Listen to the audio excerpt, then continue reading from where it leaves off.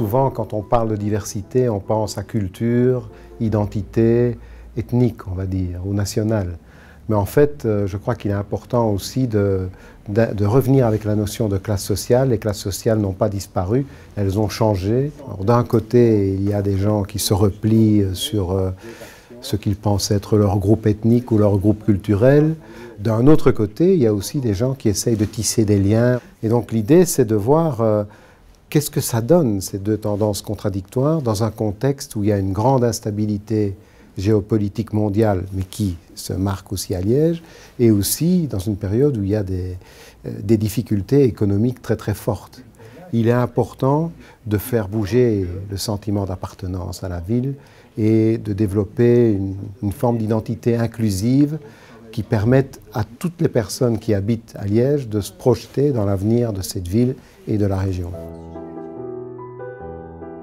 À Stade, c'est l'image de notre société. Il faut savoir qu'au Standard, on a 23 000 abonnés et ces 23 000 abonnés, ils proviennent des quatre coins de la Belgique. Et donc, nous, on essaye de créer du lien entre différents groupes, même si au départ, la mission était de cerner cette problématique de la violence dans et aux alentours des stades de football.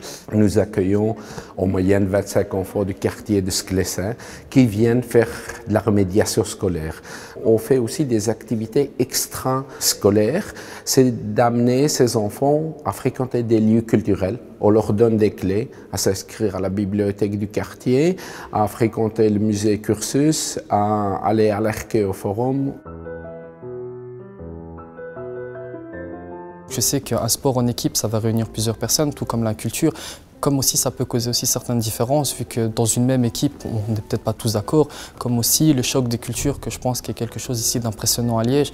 Vu toutes les cultures qu'on a ici aujourd'hui, je trouve ça super intéressant de pouvoir essayer de se mélanger et de s'ouvrir justement à d'autres personnes, d'essayer d'apprendre sur la culture d'autrui et de voir ce que ça peut donner.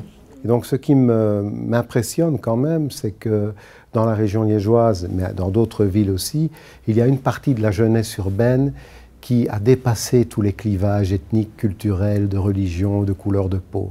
Et donc ils vivent réellement dans un projet qui tient à leur appartenance à un mouvement culturel, par exemple le hip-hop.